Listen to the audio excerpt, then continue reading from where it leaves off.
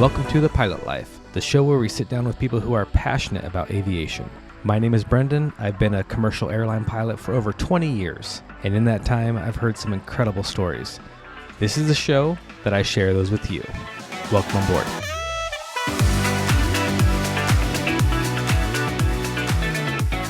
Yes, welcome back. Welcome back. You found yourself at another episode of The Pilot Life. We are here, as we say, LaMar, another week, another living room. Thank you so much for inviting us into your house. Well, glad to have you here. This is exciting. We are here with Captain LaMar. Now, I've only known one chief pilot. When I was at Horizon Airlines, I had one chief pilot in my 13 years there, which seems kind of crazy, right?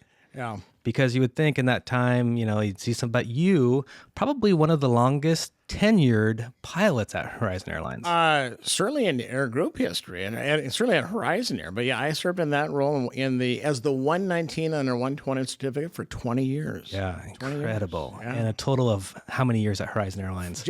4 months shy of 40. Holy smokes.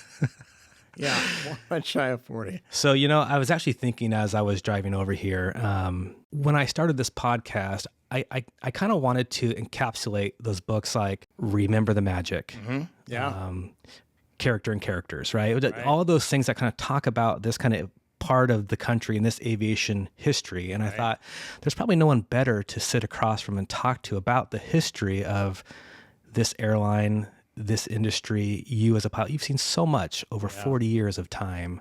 And I'm just so grateful that you're sitting down with us. Well, it's exciting, and I feel blessed. I mean, I'm fresh as we've just been visiting a little bit, but yeah, fresh off my retirement flight just about 6 months ago, and outstanding. But yeah, thinking back all the way to the very beginning with Milk Colt. Why don't we go back to the beginning though? What did you want to be when you were a kid? What was your first dream? Well, so I grew up in rural Minnesota. My dad was a teacher, an agriculture teacher, and actually Mom was a teacher as well, taught home economics. And so I really wasn't exposed to aviation at all. It was all agriculture, but there was world events taking place in the 60s that involved space with Gemini and Apollo. And so I remember watching that on black and white TV, even in the late or early 70s, 72, even when Apollo 17 flew. It's like they'd wheel in the TV, the audiovisual guy in the grade school, we'd watch that. And I was just captivated by that, like that humans would get into a machine and fly that far. And so I didn't really know how I would do that, but I would just captivate the whole thing, started flying model rockets. And we moved then right before my 10th grade year of high school. And that was a blessing at the time because little tiny Wilmer, Minnesota, small but bigger than the town that we'd moved from. And they had a lovely airport with a pretty active general aviation FBO, Wilmer Air Service. And at that time, going into the late 70s, early 80s, there was a time when Wilmer Air Service was the number one Mooney dealer in the country. So they were selling well over, when the 201 and 231 came out. And so that's kind of what was my impetus, wow, there's a place that I could actually go. And so I went out there, and they had a couple of little Cherokee 140s, and I started flying in 1976. My instructor's name was Harold Berger. And World War II guy. We were talking just a little bit ago about World War II P-51, Harold Berger. And we did my first intro flight there was in the fall of 76. Wow. And so then did that kind of start you down this path? Absolutely. It did. Okay. Yeah, absolutely. Yeah. So I started then, and I got my private license in high school then, the next fall, 77, graduated in 78. And I'm going to the University of North Dakota and want to pursue aviation. But at the time, and maybe some of our listeners don't really realize that, so I've had, as you can tell, corrected vision. I've had corrected vision since second grade. And in those days, and actually up until Americans with Disability Act kind of changed a lot of that, I didn't have an opportunity. And I knew that going into it, that even in aviation, like all my friends that were, dreaming about Republic Airlines at the time or Western, even Eastern Pan Am, it's like you had to have 20/20 uncorrected, and that just was not an option for me. Right. But I wanted to pursue it, and I thought I want to do the flying part of it, maybe have a little bit of fun there, but ultimately it was go back to grad school, get an MBA, and I always loved quantitative analysis, and I thought, no, maybe get an MBA, go work in manufacturing. That's something I could do to be around aviation. it didn't work out that way. Was the goal then at that time, you kind of felt like because of your vision, Yeah. that you weren't going to be able to Right. to follow this path. So was there something that happened that then changed your mind? Well, yeah, there was, and that is, the biggest thing would have been deregulation. Airline deregulation, 1979, and that birthed, as we know, well over 300 separate air carriers in the U.S. alone. Horizon Air was one of those airlines. Yeah. And so at that time, I was flying charters. I was a 135 pilot finishing up school at University of North Dakota. I had met my wife, Joan, at that point. We're the same age, but she was 2 years behind me in her schooling. And so I'm like, well, we've got to stay here. So I was able to get that Part 135 job, which was fortuitous because it gave me a lot of experience. And I got my ATP then at a pretty young age. And so I knew that these regional airlines, or we actually called them commuters back then, a lot of it, even with the Metroline here, was Part 135. I could do that. Yeah. And so at that time, there were 5 of us pilots at that little FBO. All of them. So I was pilot number 5. The previous 4 in front of me all went to Horizon Air. The first 2 went to Transwestern that George Bagley ran out in Logan, Utah with Ken Henninger out there. And then the next 2 went to Horizon in 80. The first one in 83. The second one went in 84. And then I joined him in 85. And so Horizon started in 81, is 81, that right? yeah, in the September fall of 81. So what attracted you guys out to this airline out here? Because you guys were you living in North Dakota. Oh, you were? Grand Okay. Forks, North Dakota. So that's where the FBO was, in Grand Forks, North Dakota, the 135. Yeah. And the first 2 guys, I think, I don't remember the connection for them, but they went to fly Metros with Transwestern. And then when, I think it was in 83, when Horizon bought Transwestern and Air Oregon, 83 or 84. And then they, the other 2, I think it was just the association with those first 2 guys that went out there. Yeah. They both, by the way, long careers at Delta and American Airlines, those first 2 guys. So much of like for young pilots, it's if your buddy gets hired somewhere, that's where Oh, I'm it going is. to go, right? Exactly. So you stay in touch with your friends, you know, and you go like, oh, hey, there's an opportunity out there. Yeah. And the West, I'd never been to Oregon in my life. Really? Didn't know how to say it. Yeah. Oregon. Oregon. Were there other airlines that you also put in your There were, app too? yeah. So, that was part of the thing too, being that far from home. So I'm like, again, grew up in Minnesota, my wife's from North Dakota. There was Midwest, I think it was called Midwest or Mid-State, I can't remember, maybe it's Mid-State Aviation, out of Wisconsin. Of course, there was Air Wisconsin at the time. Yes.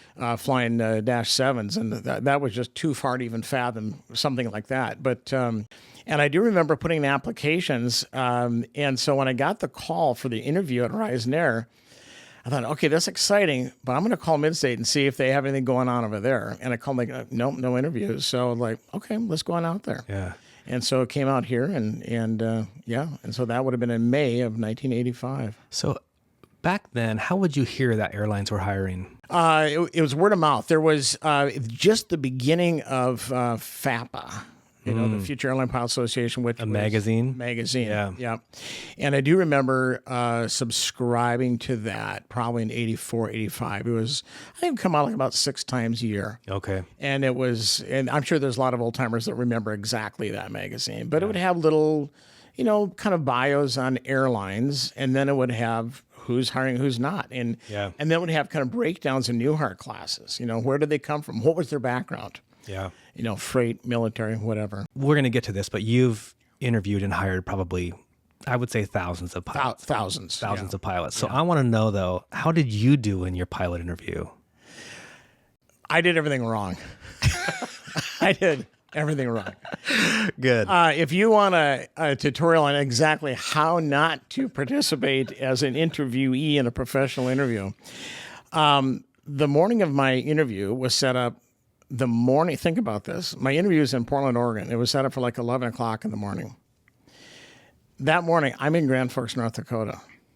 My wife had made my first airline outfit. She'd taken a white shirt from, I think it was, now Macy's, had, ripped the sleeves, sewn epaulets. And so I had this homemade uniform. We had made our own ID badges for this 135 operation, which had a picture on it until, Northern Airways and Pilot had my picture on it.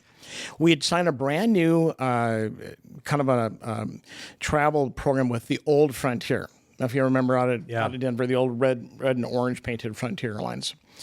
And so the morning of my interview, because I had no money and nothing and no clue. Yeah. I just didn't understand.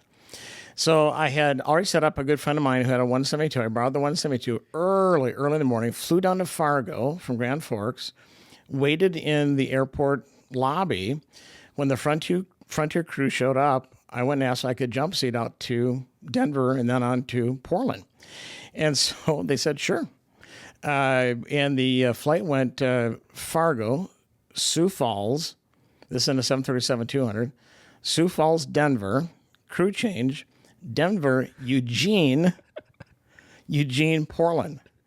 I landed at 10:30. They drove me over in the van to the op center. I met with Ted Balanik at 11 o'clock.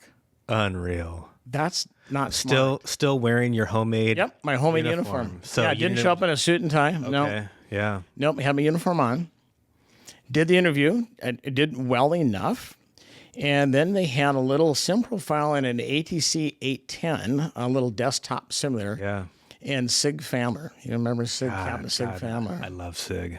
And he, I remember him, in his New York Bronx accent too, with my little homemade uniform on. I'm like, well, Yeah.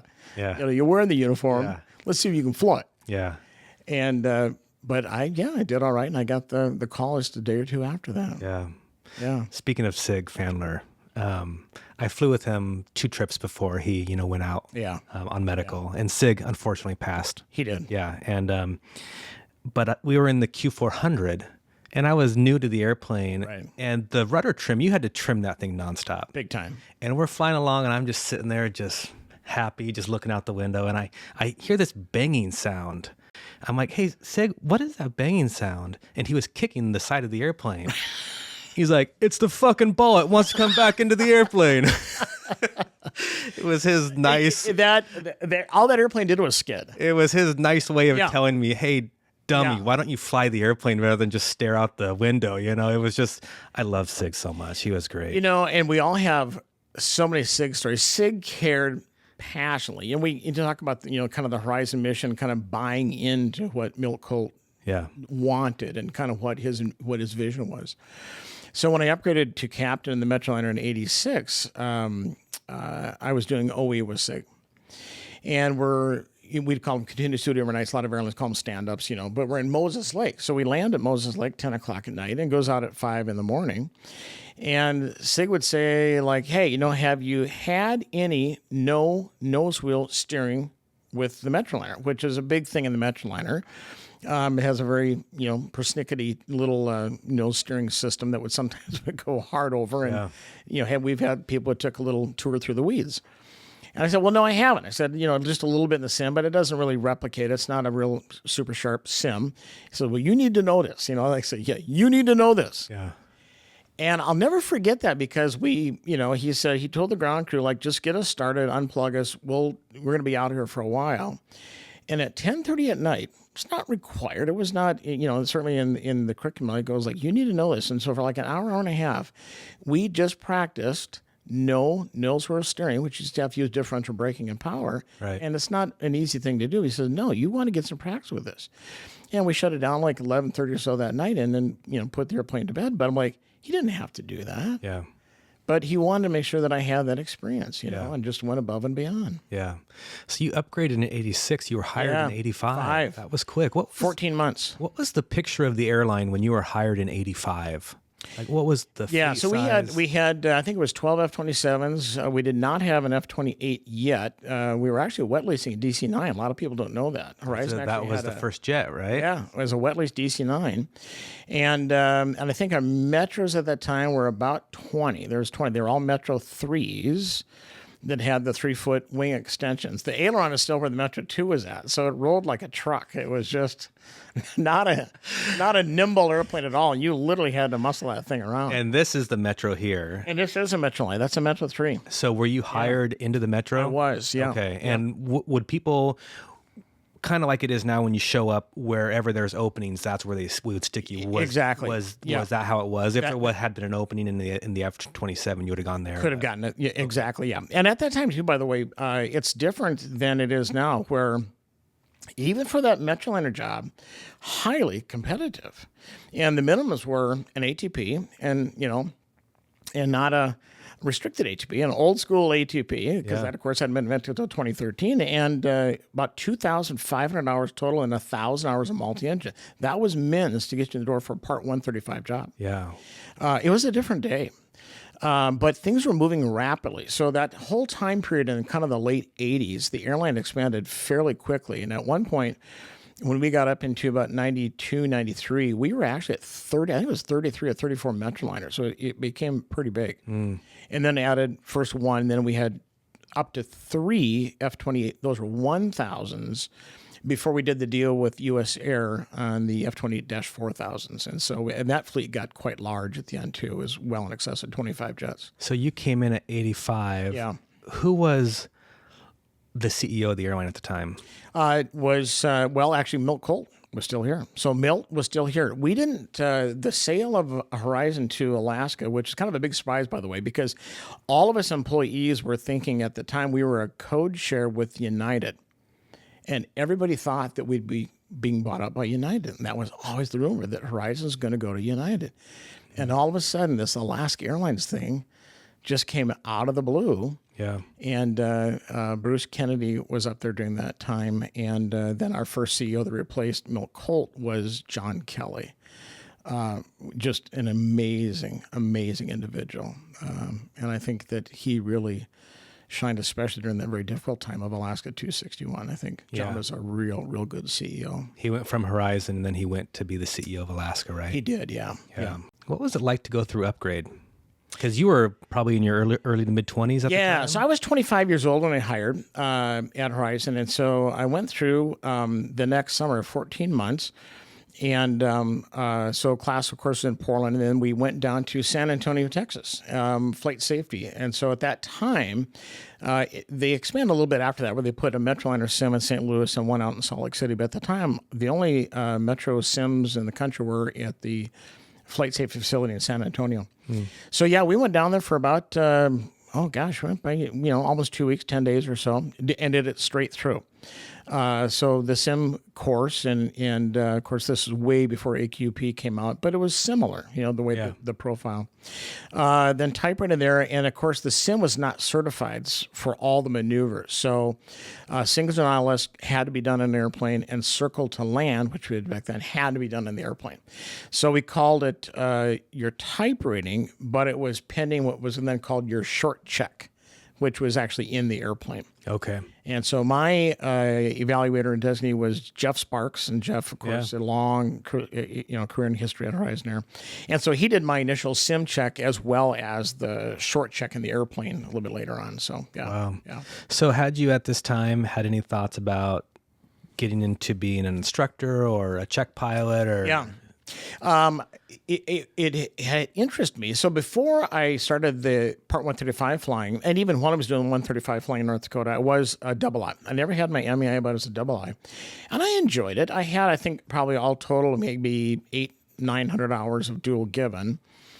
And when I went through upgrade, I did well. I enjoyed it very much so. And it was actually Jeff Sparks and my instructor, Rick Smith, then said, well, you should consider going to Czech Airman Works. An opportunity came along shortly after upgrade, like only about 3 or 4 months after upgrade. And Jeff invited me into that program. And so then I served then as a check airman. First, just a line check airman. We differentiate. On the Metro? On the Metro line, yeah. So your first line, and I went on and did it with an examiner, FA out of Spokane, was just as line check airman. So you do, we call it IOE, and not any simulator work at all, just doing, new hire FO training. We did conduct some check rides in the airplane, and I did that as well. And we had an accident. Horizon did have a Metroliner accident on a check ride out in Twin Falls, Idaho, that thankfully nobody was killed in that accident, but it destroyed an airplane and hurt some people. Really? And that would have been probably in 86, so it was about 86, 87. And then after that, we kind of moved everything in full time into the simulator. But yeah. Was the training done in the airplane because the simulators weren't quite up to the level that it needed to be yet? That was a big part of it, and I think one, just cost and taking people flying. This is kind of crazy thinking today's environment how we do this, but we would literally do check rides while a person's at work. It was not a separate day, a separate event. And I'll give you an instance. So my first check ride, just as a first officer, was conducted after a work day. Rick Ackman, you guys, Rick from the Alaska side, I think he's been retired a few years. So I remember doing a full day, and we're talking like 6, 7, 8 legs. We'd fly in that Metroliner. And then finishing that, and my first check ride as an FO was back, I remember getting in at night, and you probably put in a 10-hour day. Yeah. And there's Rick waiting for me, start the oral. And you go an hour or two, hop in the airplane, you get done midnight, 1, 2 in the morning. Yeah. We did that. And then even after that, oftentimes it was very much standard practice. You could ask any of the old Metro guys, we would do check rides on continuous duty overnights and stand-ups. Wow. So you'd fly out like 1 or 2 revenue legs, and then there'd be usually, of course, 2 students, and you do your event. Maybe you'd get done to have an hour or 2 before you'd fly revenue. And I had one of these, I remember when I was an FO, it was not my check ride, but Jeff Sparks was conducting the check ride. I remember it was in Lewiston, Idaho. And I came out early the next morning, and there's Jeff Sparks in civilian clothes, like, I'll be your captain coming home today, because the student the night before failed the check ride. Wow. And that was because you had to do it in the airplane, and the only time available was when it wasn't operating. When it wasn't operating. Flight. It was the middle of the night. The airline wasn't just going to block the plane out for a full day and lose that revenue. It maximized. Yeah. Yeah, things right. You think of like the Wild West. You go like, well, kind of. Yeah. It kind of was. So it was, and again, we're talking Part 135. So duty and all that kind of stuff. Yeah. It was just a different ballgame. Yeah. How do you then morph that into, I'm going to end up being the chief pilot of this airline? Because you were the chief pilot for 20 years. 20 years. Yeah. Well, so working as an assistant chief pilot, and then we had 2 guys left. Well, actually, Jeff Sparks was one of them in the Metroliner, and then in the Dash 8, and they were looking for an assistant chief for each equipment type. And so I applied for it. And I applied for it kind of at the encouragement with Tom Gerharder, who at the time was chief pilot for the Metros. And a gentleman by the name of Greg Hess, any longtime Horizon person know Greg Hess? Greg Hess. I heard that name before. Yeah. Another great guy. Oh, Greg made me laugh every single day at work. Yeah. So we applied for the assistant chief jobs, called base chief pilot now, but I was in the Metroliner. Greg was going to be in the Dash 8. And we were hired on the same day. And so we served in that role for a couple of years. And I think this is really funny, but the reason that Greg went back to the line was at about 91, I suppose it was. Some management team came in and said, hey, guys, we have this new thing we're going to do, and we're going to put in this Macintosh cube. And it's going to be a shared computer. And there's this brand new thing that you're going to have to learn and do, and it's called email. And Greg goes, that's it. I'm out of here. Yeah, see ya. And he did. He went back to the flight line. But so, and that's another thing you realize that too, is kind of like, well, how do we run the airline? With big sheets of butcher paper and yellow notepads. Crew scheduling was all on a giant sheet of butcher paper until we went with SBS, was the first computer program for crew scheduling. Yeah. But, when we're talking to pilots, they would call and had requests or whatever, anything we do, we'd write it down on a yellow pad and then we'd call up crew scheduling and deal with it. So when email came along and Greg, that was just too much for Greg. No, not going to do that. So. Greg was one of those pilots who he knew how to connect with his crew. Oh, very much. It was kind of one of those things that I used to always see as flight attendants. Just everyone loved Greg. He was just one of those people, and he could fly the heck out of an airplane. Yeah. I mean, do you think that kind of sidebar? Do you think that that kind of skill set is being lost? I mean, because obviously we can't do training in airplanes with kind of the cost and the expense, but back then there just kind of was this, we're just going to make it happen and we're going to get this done. It is. And it's something I think that us pilots talk about frequently. And for over my 40 years, all at Horizon Air, you think of that. I like right now, like I'll look at a cockpit photo of a Metroliner. And for any young aspiring pilot out there, you look at that and it's almost terrifying because there are 10,000 little 2-inch dials all over that cockpit. It's a busy, busy place. Yeah. And, we in pressurization, that would fly at 8.2 PSI. You could take that little airplane to 31,000 feet. The first officer is manually controlling pressure for every single leg. And you got good at it to not bump the cabin and dump it as you're descending. So you're descending the cockpit as the airplane is descending, and you had to be on top of that. Then you juxtapose that against the E-175, which I think is one of the smartest airplanes ever built. And you go, pressurization. Yeah, it's a pressurized airplane. How do you run it? Don't touch anything. Fully automatic. It will scrape whatever it needs to scrape off the FMS. It knows where you're going. It knows what time you're going. It knows how high you're going, and it just does it. And if you have an emergency return to field, it knows that too, and it'll take care of it. Don't worry about it. Yeah. So you go like, wow, from a workload standpoint, that's amazing. But you look at these fundamental skills, does that have an impact? It absolutely does. And I don't know if I have an answer for that. It's the same thing too. It's kind of like, I'll look at a young person's handwriting who's a college graduate, because we don't train cursive and practice cursive handwriting anymore. And so you'll look like, did a 4-year-old write this? Like, no. A person who keyboards full-time wrote this. We don't practice that skill set anymore. So you go like, well, that's maybe just a change of the times. But I don't know. That's a conundrum. It really, truly is. Because sometimes you do have to fly the airplane. Yeah. And we've all been there. I think my very first one, I just literally finished OE on the E-175 2018. We're in Kalispell. We had a beautiful approach all set up. Everything is in the FMS. We've got our horizontal path. We've got a vertical path. We have everything at the end of the runway. And we're coming in from the south. A corporate jet launches to the south. And all of a sudden, tower goes like, yeah, it's not going to work out. And so you need to change that. And I remember telling the FO, like, just shutting everything out. You can see the airport. And when you'd fly, there was, I forget the name of the river there in the valley up in Glacier Park International. And I remember looking at it again. This was my very first day on the job post OE, right? In the E-175. So I told the FO, you see that river? Okay, I'm going to head over there. I'm going to put my left wing just to the east of that for our downwind. And at that junction over there, I'm going to turn my base leg. I said, give me about 1,000 foot on the altitude alert over there. I'm going to turn final over there and we'll configure by that. Sound okay?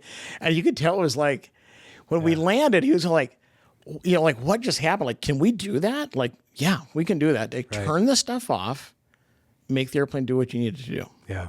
I love that. Yeah. It is, it's all great when it works. I think pilots are skeptical of that. Right.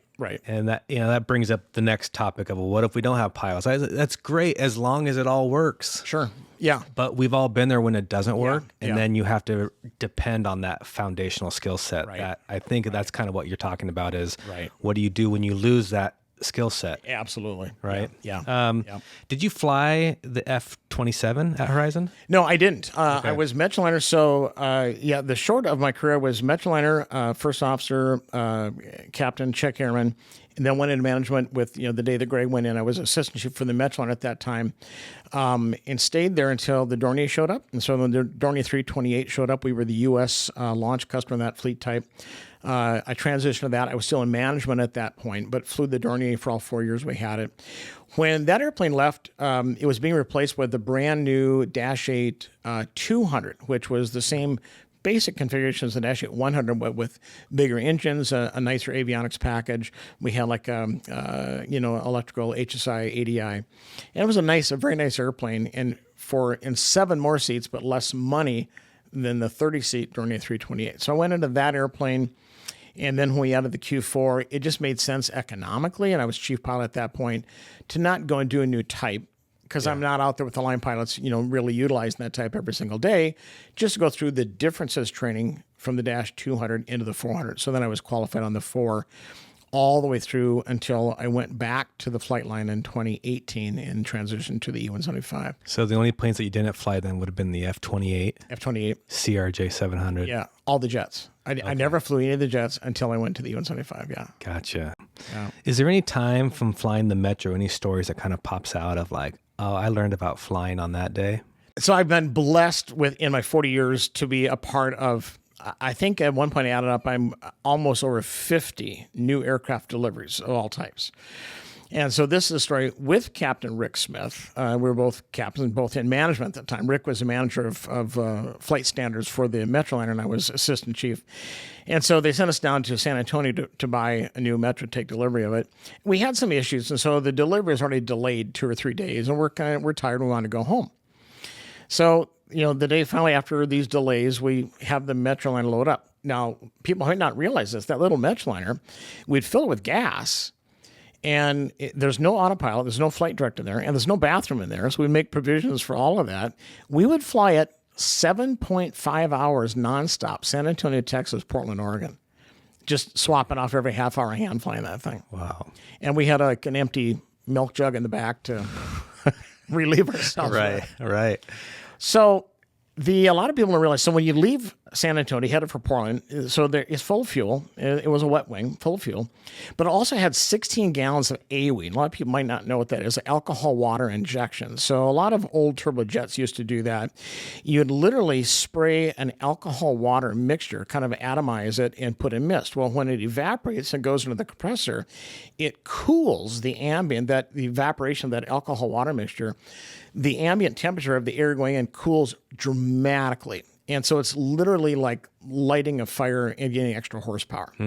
So you would in the Metroliner, you would turn the water switch on, the AWE switch on, and it would literally, you could just feel those Garrett engines just surge. Like, whoa, they really would go. And then once you reached your, acceleration height, or you ever planned, you go water switch off. Now, there's also a thing there too, where because you were burning that alcohol water mixture, the fumes could be noxious. So when you turn the water switch on, it would automatically shut the bleeds off. So you have no bleed air. So now you'd have sweat dripping off your nose on a hot Texas day. There's no air coming to the cabin at all until you could turn the water off, get there. So we're delayed. I'm in the right seat, Rick Smith's in the left seat. We take off from San Antonio. It's marginal VFR, hazy, hot, bumpy.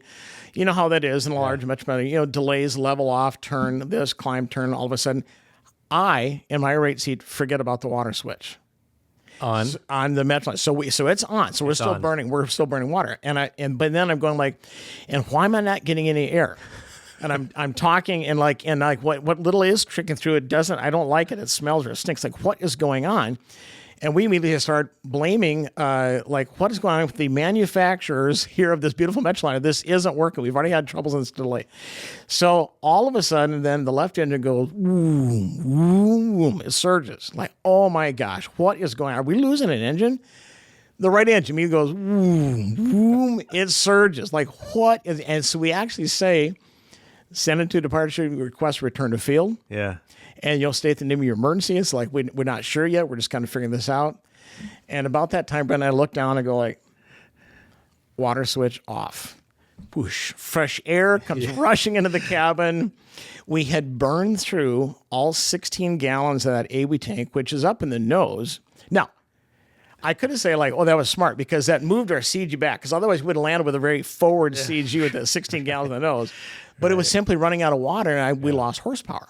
Oh, so that was the engine. That's where the engine surges, where you lose the horsepower. And so I don't have that cool ambient air coming in anymore, and so you lose horsepower. You got hired in the mid-'90s as the chief pilot. What was going on with the airline then? Because I know that was a lot of the HGS stuff was starting to come around. A lot of the RMP stuff. Yeah, just beginning. So that was really, and of course, my good friend Perry Salmonson was so integral in the very beginning of FlatUp's technical, and we had really been able to latch on to what was happening on Alaska Airlines. In which people need to realize too that the two operations were run completely separate for so many years, up until we went to kind of more of the shared services concept in 2007.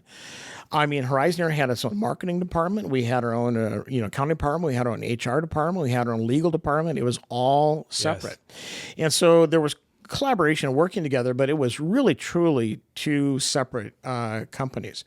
But one of the things we collaborated on early on was when Alaska, with their 727 fleet, adapted the new heads-up guidance technology, which was in flight dynamics right here in Portland area, out in Beaverton. And that was pretty, groundbreaking technology, utilizing, fiber optic inertial reference units and all that kind of stuff to get what you needed to get for hand-flown Cat 3 approaches. So, so we put that stuff onto the Dash 80 initially and sort of work in development with that. So, my role as chief pilot, I was kind of ancillary. So the way that we always had it broken down, it was you had the flight standards team pretty much did more of the technical side of the house, and then standard and training were always separate. So standards would check, training would train, standards would check. As chief pilot, I'm really on the, more of the HR personnel side of the house. So I was always involved with the technology, but not certainly in the way that our good friend Perry Solomon was involved in the technology. Right. Did you always feel like that was your strength, kind of that HR? Absolutely. Yeah. I have always had an absolute just love of people. I'm just, you can ask anybody, I'm just wired that way. I just like being around people, working with people. Where were you when the Colgan accident happened? I would try and get out of the office like 2 or 3 times a month. That's about a way I could squeeze. And I just happened to be in Idaho Falls, Idaho, when that whole thing happened. And we thought, oh my gosh, here we go, Q400, like this is just not good. But we had no idea at that point the ramification that would have on the industry. Obviously, we had a real vested interest in what in the world happened. And so when the data became available off the recorder, I remember our team and the training side went up to the simulator to try and replicate that. And the sad thing about that was talking to all these instructors that at Horizon we've got, and we still have such a very senior cadre of instructors, how they would say with all of their experience, how they had to work so hard on the sim to replicate that accident of just literally trying to pull, just bearing that yoke in their lap. And you go, how tragic if they just would have let the pusher push it over to get flying speed back. So you were the chief pilot for Horizon for 20 years. Right. You hired thousands of pilots. Thousands, yeah. Thousands of pilots. Yeah. I want the gouge. How can a pilot prepare for an interview? The pilots that do really well, what do they do when they show up that make you want to say, we're going to hire you? Well, I can only speak for myself. Of course. What I, in all the years, the type of individual that I wanted to have, and it's pretty simple. You sit and you just visit with someone just the way we're visiting right now, and you've maybe got a 15, 20-minute window at the most to do that. And you go like, now picture yourself with that individual on a 4-day trip. Yeah. Is it going to be one of those where you go like, oh my God, make it stop now? The flying has to speak for itself. And you know how demanding it is. We live in the clouds, right? We live in low visibility. We live and die by our, advances in R&P and what we have to do with those. And so that's a critical part of it. It's an essential part of it. It has to be there. Then you go like, okay, who are you as a character? Who are you as a person? What kind of periods during your whole time at Horizon over your 40 years kind of stand out as that was a period where it was either personally challenging for you or a period where you really saw the airline kind of grow? Yeah. Well, on the challenging side, there's one that absolutely sticks out for sure. And that was in 2 things. One, when we decided we pared down economically in the 2007-8, the economy was not doing great. The CRJ-700 fleet, which a lot of people don't realize Horizon Air was the U.S. launch customer on that fleet type, the airplane was going away. And boy, the pilots did not like that. And that was a very, very difficult time. But ancillary to that, the announcement that came out, I think it was in January of 2011 when it came out and they announced that we're going to be retiring the Horizon livery. That one personally sticks out to me because my mother was not doing well. And the day that announcement came out, and nobody knew that, but it was just what I was going through personally, was the last day I ever talked to my mom, was the day that we retired the Horizon Air logo, or that we made that announcement. And I was processing all that, and I had that conversation with Mom, but I wanted, and I need to give this shout out because that same day, he didn't have to do it, and I never even had a chance to ask him why he ever did that. I got a call from Tom Kemp. And I had gone down to the little, 24-hour fitness center just to run the treadmill for a while, just to clear my head. There was just a lot going on personally and professionally. And all Tom Kemp asked me, he said, "Hey, LaMar, big news today about the Horizon Air livery. How's everybody doing?" But just simply him asking that question, I thought that was one of the nicest, most kind things ever. And there's another, sad gentleman or a gentleman that passed away sadly way up before his time. But I will never forget that, Brendan, what Tom Kemp did that day on that issue. Tell me about your last flight. Well, that was really cool. So this started about a year before my last flight. So my last flight was on February 4th, 2025. And the year before that, we're actually out at our friend's Perry Solomonson's house, and my wife and I are out there with Perry and Monica and having a lovely dinner. And the subject came up. I think that was in May or June of 24. And so we're only about 7-8 months away. And I don't remember exactly how it came up, but I think it probably was Perry brought up, like, what if I flew with you? And I'm like, and I go, wow, really haven't thought of it. It's Perry. Would you? And because he was a check airman, so I need somebody who could be right C qualified. I go, wait a minute. Yeah, you're a check airman. You can do that. I said, oh, that's it. It's wholly appropriate. So I flew Perry's first day of OE in the Metroliner. And I said, wow, if you could be with me in my last day, that would be so cool. So it was a 3-day trip. So we did 3 days before that. Eric Brower, Chief, allowed me to pick my crew, and that was just wonderful. Had family involved, so Joan and the kids all met up. On my last trip, last leg was Portland, Santa Barbara, and back. So Santa Barbara back up to Portland. Nice. So Joan went down with the kids. I had some dear friends. They were all on my last flight. My friend Scott, who I started flying with the FBO, the Delta checker pilot, he was able to get the jump seat, so he flew jump seat with Perry and I on that last leg. It was amazing. And then I go like, wow, it's February. So Portland, February, it's going to be raining sideways. It's going to be, 15, 20 knot crosswinds. It's going to be gross. No. It was calm, sunny, and we landed at about 3 in the afternoon, so it's still daylight, and you could have mistaken it for like a July afternoon. It was like, this is ridiculous. So, and I rolled it. I got a good landing. I got lucky. Attaboy. I got lucky on my last one. But now I want to talk about this too. And this is something, for younger, and we're just kind of setting up that we talked about, as we progress through this career. There's things you don't think about. You always think about your first, right? Oh, the first this, first that. No one really ever processes the last. Yeah. And that day was such a day of celebration. It was so much fun, and went out to dinner, and we had a party then later on and stuff. But it was such a perfect thing, and I was not as emotional as I thought I might be at that moment. But it was only about a week or two after that and my wife was still working at the time. She was a public health nurse at a local high school here. And so I was home myself that day just doing some chores, and I was texting my crew. So I was texting Perry and the 2 flight attendants, Julian and Andrea. And then kind of one by one, they all said like, "Hey, LaMar, I got to go. I'm working. We got to take off." And then it's that realization that comes in. You go like, when you prep for that, going through CQ again and AQP, and you prep for that flight, and you study that weather, and you update your pubs on your iPad, and you go like, I will never do that again. Man, don't miss the moment. Don't miss any of it. So when you think it's like it's a horrible day, you go like, sooner than you think. Because I don't picture myself as old. I don't see myself as old. But I'm at that spot where now I go like, I will never get to do that again. Ever. In that capacity. And that's different. Yeah. I remember talking to a pilot at Alaska who kind of had that same experience where it was about a week or two later. Yeah. He saw his pilot uniform hanging in the closet and just kind of had this little bit of a breakdown of like. No, and I think that's something too. And it's just, again, just the way that I'm wired. When Milt Colt used to talk early on, and there's a lot of recordings of him saying this, I don't want to be the biggest, I just want to be the best. It's all about customer service. Milt's entire approach was completely focused on customer service. And he'd done that at 10,000 Trails, his camping business, and anything that he'd put into, he was like, I want to make this the best customer service experience that I possibly can. And he was absolutely passionate about that.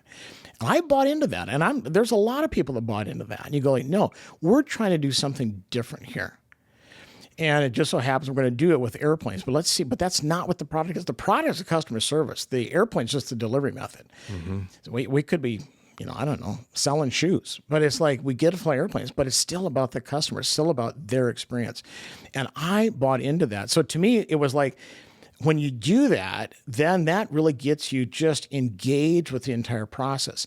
So when that stops, and it's one of those things too where I'm going like, in my last month of employment, I had 2 LOSA observations and a line check. And I just done finished my CQ like 4 months before my last ride. So you can't just wind it down or phone it in. It's like, no, you either like you either are, you are not. Like, and so you are, and then the next day you're not. Your life just gets intertwined, And I wouldn't change that for anything. I really wouldn't. I think it's quite remarkable. Who were the people at Horizon that were your mentors? Certainly early on, extremely influential would be Tom Gerharder, Dan Scott. I think, the pleasure of a couple of vice presidents I served with, and then without a doubt, Gene Hahn. Gene was only, he passed away 2.5 years ago, unexpectedly, very sad medical situation, but he's only 4 months older than me. But I never saw him as a peer. In other words, like we're the same age. I just didn't see him that way. Yeah. I saw him as a boss, as a mentor to me, and I loved that guy. I absolutely loved that guy. Yeah. Super good boss. But yeah, there's some real key people that, had the right things to say at the right time, knew when to help, and wonderful experiences. Yeah. If someone were to ask you after 40 years with Horizon Air, what is Horizon Air? Yeah, I don't know. It is when I come back to it, I go, what's my takeaway on all of this? Like, well, yeah, there will be those moments of technical achievement, and you feel really good about that. Like, you do one of those we got those beautiful radius to fix turns, and you do that approach. You go, man, I feel really good about that. But I think in the end, the laughs, the hard times too. The sadness, and you go like, that's the stuff that you take to the grave. I mean, that's the stuff that sticks with you, is those people and everything you did together. It's like, feel lucky. That's what I feel. I don't know. Well, it's been a pleasure to finally meet my chief pilot. I'm on, as we say, the carpet dance. I'm on the chief pilot's carpet right now. Yeah, we're literally on the carpet. Yeah. Literally, I'm on the chief pilot's carpet. So thank you so much, though, for taking this has been this has been fun. Yeah. Just walking down all those thoughts. Yeah. All those thoughts and memories. Wow. Yeah, thank you. Thank you so much for taking the time, for sharing your story with all of us. Yeah. And thank you, everyone, for checking out the podcast. We'll see you next time. It was a joy.